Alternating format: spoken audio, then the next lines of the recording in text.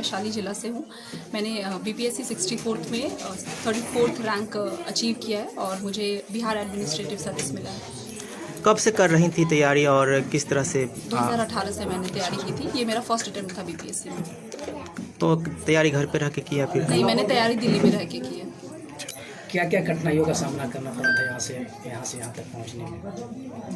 शुरू से ही 10th से लेके 12th तक मैंने हमेशा से पढ़ाई पे बहुत फोकस किया है। मुझे बचपन से ही पता था कि मुझे सिविल सर्विसेज में जाना है, तो जब भी मैं पढ़ाई करती थी तो मेरा फोकस उसी पे रहता था कि चीज़ों को मैं समझने की कोशिश करूँ। और मेरे 10th और 12th के बाद मैंने इंजीनियरिंग की है भागलपुर कॉलेज ऑफ इंजीनियरिंग से। और इंजीनियरिंग के बाद मैंने जॉब ली थी क्योंकि मैं चाहती थी कि एक मेरा प्लान बी भी रहे, इसलिए मैंने इंजीनियरिंग के बाद 3 साल जॉब किया। फिर जॉब छोड़ के मैंने दिल्ली जाके तैयारी शुरू की। वहाँ पे मैंने क्लासेस भी की और फिर बीपीएससी का फॉर्म 2018 में फिल किया था, जिसका रिजल्ट अभी आया है। कितना खुशी महसूस हो रहा है पढ़ करके? खुशी तो ऑब्वियसली होगी, पर इस बात की ज़्यादा खुशी है कि घर वाले ज़्यादा खुश हैं। ऐसे मामलों में किसको अपना प्रेरणा का स्रोत मानते हैं? कब आपको लगा कि नहीं, हमको सिविल सर्विस में ही जाना चाहिए? हमेशा से ऐसा लगता था कि एक यही ऐसी सर्विस है जिसमें आपको खुल के कुछ काम करने के लिए मिलता है। जो आप बदलाव समाज में देखना चाहते हैं वो इसी प्लेटफॉर्म से आप कर सकते हैं, तो इसीलिए लगता था कि इस सर्विस में जाना चाहिए।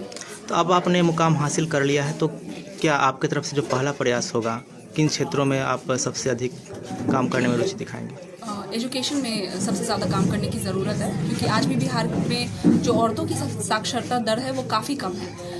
इनफैक्ट मेल लिटरेसी से काफ़ी कम है फीमेल लिटरेसी। और अगर हम देखें तो अच्छे पोस्ट पे या इंजीनियरिंग सर्विसेज में औरतें बहुत कम जाती हैं। इसका मतलब है कि यहाँ पे साक्षरता का दर काफ़ी कम है और हायर एजुकेशन का लेवल और भी ज़्यादा बुरा है। उस पर काम करने की बहुत ज़्यादा ज़रूरत है। वैशाली जिला में पुरुष के मामले में महिलाओं ने परचम ज़्यादा ले रहा है, इसके बारे में आपको क्या कहना है? इसका मतलब है कि परिवार वाली लड़कियों को पढ़ा रहे हैं और ये बहुत अच्छी बात है, लेकिन फिर भी और ज़्यादा इस पे काम करने की ज़रूरत है। इस कामयाबी के पीछे सबसे ज़्यादा श्रेय किसको देना चाहेंगे? मेरी माँ को और पिताजी को भी।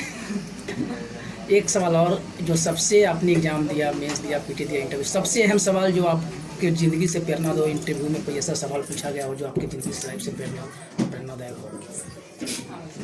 हाँ, एक सवाल मुझसे इंटरव्यू में पूछा गया था।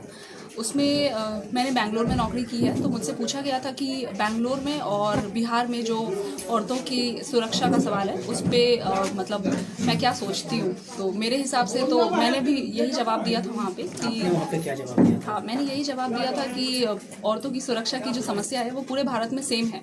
भले ही कहीं डर कम हो या ज़्यादा हो, पर हर औरत को डर तो लगता ही है बाहर निकलने में। अब जो बच्चे तैयारी कर रहे हैं, जो अभ्यर्थी हैं, तो उनके लिए आप क्या कहना चाहिए?